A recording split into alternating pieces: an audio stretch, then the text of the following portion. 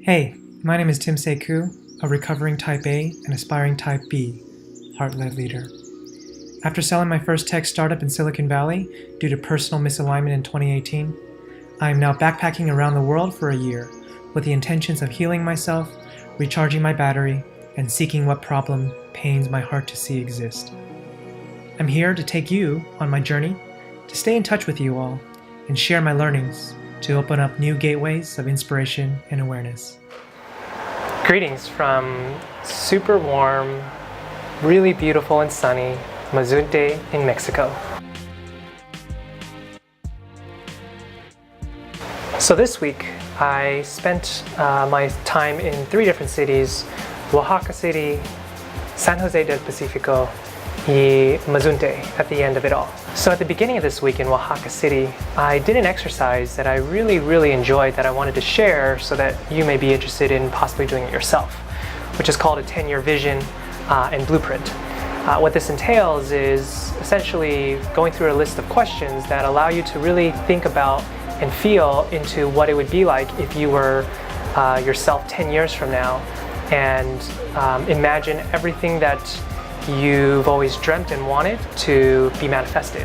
Everything from your family, to your romantic relationship, to your health, which means physical, mental, and spiritual, your living environment, your work, your money and finances, and your hobbies and activities. By really believing and feeling into what it is that you want and dream 10 years from now, you then write a letter from your 10 year from now self to yourself right now, and use statements that are affirming certain things that you've imagined and dreamt of has happened. And then from there, you then create a vision blueprint, which breaks down into 1 year, 5 year, and 10 year. And from there, you create intentions and action items for those intentions of that block of time frame. And then from there, you just start executing. And I really enjoyed that exercise because it gave me the time and space to really start dreaming and envisioning what my 38-year-old self would have around his life. The other amazing thing about this exercise is, as my friend mentioned, starts to really unwire these social constructs that you and I have developed over these years. These social constructs can be anything from how we define success to what people want from us and believing into that and running with that, versus really envisioning this tenure and running with that and really going by your own values and what you want versus what societal groupthink may convince you to want. After Oaxaca City, I decided to venture down to this small mountain town called San Jose del Pacifico. I heard a lot of great stuff about that through blogs and friends and videos on YouTube because of the famous magic mushrooms that grew in the mountainside and is considered legal in that town. And when you land there, you realize it's just a one main street town that has maybe 10 restaurants, a few shops, and lots of little retail stores that sells mushrooms for people to enjoy up there. So when you first arrive into San Jose del Pacifico, the one big thing you notice, or I noticed, is the amount of forests and trees just surrounding this small town. So as you walk through town, it doesn't take long to not only finish the town and experience what it has to offer, but also doesn't take long to find someone who may be able to sell you some magic mushrooms. Obviously, you build that trust with them, and as I did with mine, I purchased it. And during that evening, I also was honored to lead an integration session for the One Heart team with a group of 6 others as they continually journal and do the 10-year vision themselves of how they want to integrate their learnings and their visions from their plant medicine ceremony as days and time progresses. And I just remember after facilitating that experience, what a wonderful centered feeling I had. And I just spent the rest of the evening watching the fire in the fireplace, just enjoying that feeling of being of service. So the next day, I spent the majority of the day experiencing the magic mushrooms in the form of a tea that I boiled with hot water and dropped the mushrooms in and let it boil for about 10 minutes and then drank it. I found a spot with my partner on a ledge overlooking the expansive mountains surrounding San Jose del Pacifico and just sat there, meditated, and just enjoyed the scenery. And as I was experiencing and going through that, this one phrase kept popping into my mind, so I decided to draw it in my journal. And that phrase was, suspend logic, invite magic, and experience oneness. And I just meditated and repeated that mantra over and over. So San Jose del Pacifico, while known for its mushrooms, has a few other tours, but aside from that, really it's just a town to stop by and maybe relax and rest if you really want to stay there, but then move on to either Oaxaca City or down to the south beaches in Oaxaca. So my partner and I decided to head down to this beach town called Mazunte. And in Mazunte, you have to take about another 5-hour drive, but this drive ain't so easy in that you would have to go through a ton of windy roads to finally get here. And when I was going through these windy roads, I remember within hour 1, I was already feeling absolutely motion sickness and ready to puke and vomit. And then this one phrase popped into my head that I've read before, which is, while pain is inevitable, suffering is optional. And what it really helped me was knowing that while this pain is inevitable that I'm feeling, this motion sickness, choosing to sit on that and keep that on top of mind and choosing to suffer in that motion sickness is completely optional. So at the end of the tunnel where there is light that shines, we land in Mazunte.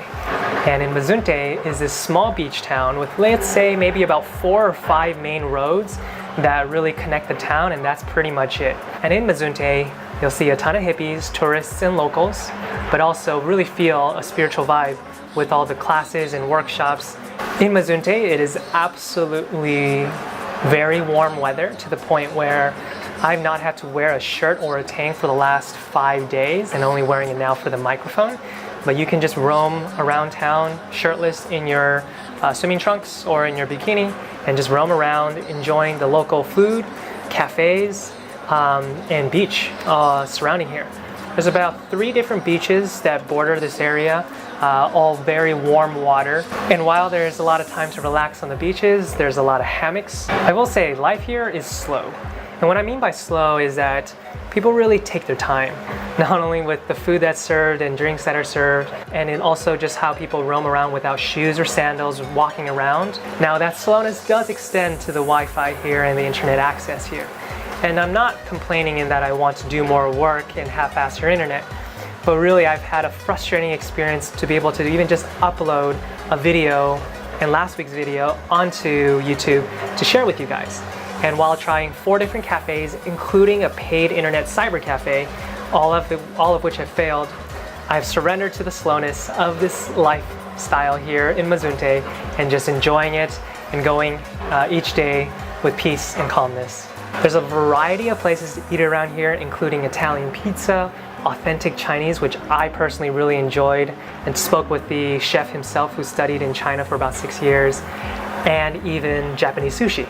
So it's just a nice variety, which are all very good quality food and very unique in how you experience it in an environment like Mazunte. There are a few places to explore for spirituality in Mazunte, including this place called Casa Om, but also this place called Hridaya Yoga. It offers a ton of meditation, yoga, workshops, classes that all revolve around spirituality.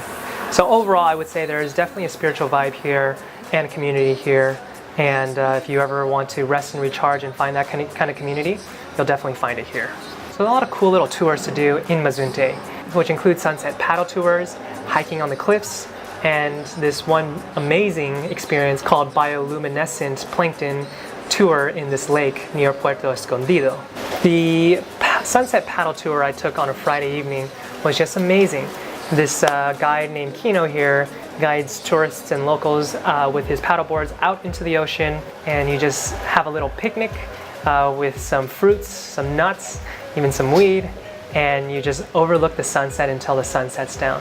And it's just such an amazing time to sit and reflect and rest and recharge and lay down and look at this blank sky and let the ocean waters float you and move you up and down. There's also amazing, gorgeous sunsets in Mazunte. You hike this ledge called Punte Comete and you see a ton of people all there, almost like a tradition every night, to watch the sunset together as one city and one town. One thing you may read a lot about in this area is the bioluminescent plankton tour at this lake up north from Puerto Escondido. And in this lake at nighttime, around 7-8 p.m. as the sun sets and the moon comes up, you do want to make sure you find days where there's a new moon, not a full moon, because you want it to be as dark as possible. You take a boat out about 20 minutes into this deep lake where you can't really see much except the stars and then the surrounding trees around you, around this lake. And while I was a little nervous that I was like, well, this could easily end my life. And at this moment, the captain says, all right, put your hand in and start waving it around and splashing. As you do so, the surrounding areas of where you put in your hand starts to glow, and then you see little speckles of blue start to spark up. He invites you to jump into the lake and start swimming. And so as you start seeing people jump in, you start to see this glow around them, which was quite phenomenal because it was an experience I've never had before. You jump into there and you start to swim around, and the more you move and swim, the more glow effect has, and then the blue speckles from these planktons start to activate, and it's just all around you. But overall, lots of cute little things to do in Mazunte should you ever decide to make it out here. So as I did last week, I decided to sum up my weeks in 5 learning lessons, and this week, here are my 5 learning lessons. Number 1, though pain is inevitable, suffering is completely optional. Number 2, suspend logic, invite magic, and experience oneness. Number 3, the power manifestation is absolutely real and able to happen should you start with envisioning. And that can start with that 10-year exercise. If any of you are interested in learning more about it, feel free to direct message me or reach out to me or contact me, and I'm happy to provide that structure for you. Number 4, as I facilitated that integration session for the 6 others, I've learned that servicing others in the name of healing and transformation makes me insanely happy. And number 5, open my relationship with fear.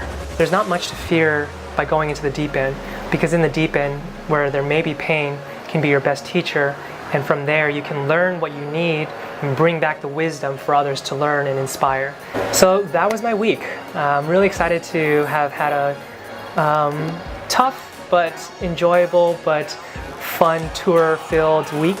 And my ask from you this week is, after 4 weeks of creating these videos, I'm curious, what have you enjoyed from these videos? Is there something you would like to see more or hear more about? Whatever they may be, please add them in the comments below. And so stay tuned in next week as I finish my journey in Mazunte and head out to Guatemala, in Guatemala City, Antigua, Licatitlan, and share all those exciting journeys that I've heard so much about. And again, thank you so much for listening, watching, and joining me on this insane journey and adventure for 1 year all around the world.